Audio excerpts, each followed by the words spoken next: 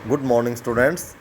आज हम plus two कक्षा के इतिहास का फर्स्ट चैप्टर हड़प्पा संस्कृति का थर्ड लेक्चर शुरू करेंगे, जिसमें मोहरे, लिपि और बाट के बारे में आज बताएंगे कि हड़प्पा सभ्यता में किस प्रकार की हमें मोहरें मिली हैं, उनकी लिपि क्या थी और कैसे बाट मिले हमें। मोहरे और मुद्रांकन। मोहरों और मुद्रांकनों का प्रयोग लंबी दूरी के संपर्कों को सुविधाजनक बनाने के लिए होता था। कल्पना कीजिए कि सामान से भरा एक थैला एक स्थान से दूसरे स्थान तक भेजा गया, उसका मुख रस्सी से बांधा गया और गांठ पर थोड़ी गीली मिट्टी जमा एक या अधिक मोहरों से दबाया गया, जिससे मिट्टी पर मोहरों की छाप पड़ गई। यदि इस थैले को अपने गंतव्य स्थान पर पहुंचने तथा मुद्रांकन अक्षुण्णता रहा तो इसका अर्थ था कि थैले के साथ किसी प्रकार की छेड़छाड़ नहीं की गई। मुद्रांकन से प्रेक्षक की पहचान का पता चलता है। एक रहस्यमय लिपि। सामान्यतः हड़प्पाई मोहरों पर एक पंक्ति में कुछ लिखा है जो संभवतः मालिक के नाम व पदवी को दर्शाता है। विद्वानों ने सुझाव भी दिया कि इस पर बना चित्र अनपढ़ लोगों को सांकेतिक रूप से इसका अर्थ बताता था। अधिकांश अभिलेख संक्षिप्त हैं। सबसे लंबे अभिलेख में लगभग 26 चिन्ह हैं। हालांकि ये लिपि आज तक पढ़ी नहीं जा सकी है, पर निश्चित रूप से ये वर्णमालीय नहीं थी, क्योंकि इसने चित्रों की संख्या कहीं अधिक है, लगभग 375 से 400 के बीच। ऐसा प्रतीत होता है कि यह लिपि दाईं से बाईं ओर लिखी गई, क्योंकि कुछ मोहरों पर दाईं ओर चौड़ा अंतराल है और बाईं ओर ये संकुचित है, जिससे लगता है कि उत्कीर्णन ने दाईं ओर से लिखना आरंभ किया और बाद में बाईं ओर स्थान कम पड़ गया। अब हम उन विभिन्न प्रकार की वस्तुओं को देखते हैं जिन पर लिखावट मिली है। मोहरें, तांबे के औजार, मर्तबानों के अवठ, तांबे और मिट्टी की लघु पट्टिकाएँ, आभूषण, अस्थि छड़ें और यहाँ तक कि एक प्राचीन सूचना पट्ट। याद रखिए, हो सकता है कि नष्ट प्राय वस्तुओं पर भी लिखा जाता हो। क्या इसका अर्थ लगाया जा सकता है कि साक्षरता व्यापक थी?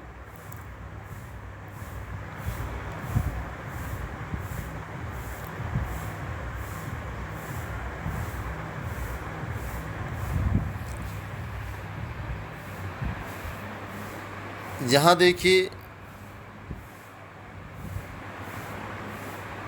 कि हम ये देख रहे हैं कि क्या इसका अर्थ ये लगाया जा सकता है कि साक्षरता व्यापक थी। इसके बाद आता है बाट। विभिन्न बाटों की एक सूक्ष्म और परिशुद्ध प्रणाली द्वारा नियंत्रित थे। ये बाट सामान्यतः चर्ट नामक पत्थर से बनाए जाते थे और आमतौर पर ये किसी भी तरह के निशान से रहित घनाकार होते थे। इन बाटों के निचले मानदंड द्विआधारी थे, जबकि ऊपरी मानदंड दशमलव प्रणाली के अनुसरण करते थे।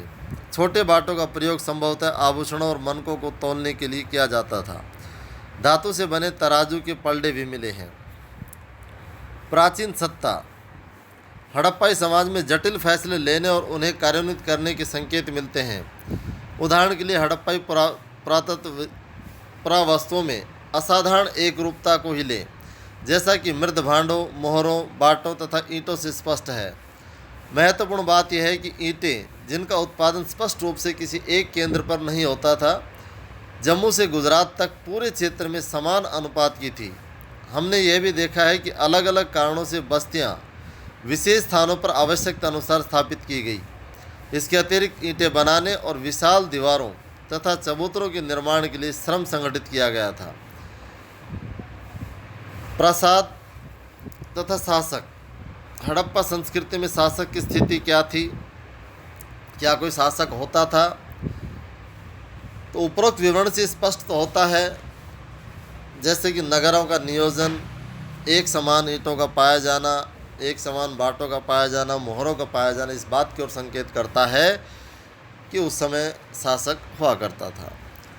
सत्ता के केंद्र अथवा सत्ताधारी लोगों के विषय में पुरातात्विक वितरण हमें कोई त्वरित उत्तर नहीं देता। पुरातत्वविदों ने मोहनजोदड़ो से मिले एक विशाल भवन को एक प्रासाद की संज्ञा दी। परंतु इससे संबंध कोई भव्य वस्तु नहीं मिली। एक पत्थर की मूर्ति को पुरोहित राजा की संज्ञा दी गई और ये नाम आज भी प्रचलित है। ऐसा इसलिए है क्योंकि पुरातत्वविद मेसोपोटामिया के इतिहास और वहाँ के पुरोहित राजाओं से परिचित थे और यही समानताएं उन्होंने सिंधु क्षेत्र में ढूंढी। लेकिन जैसा कि हम देखेंगे,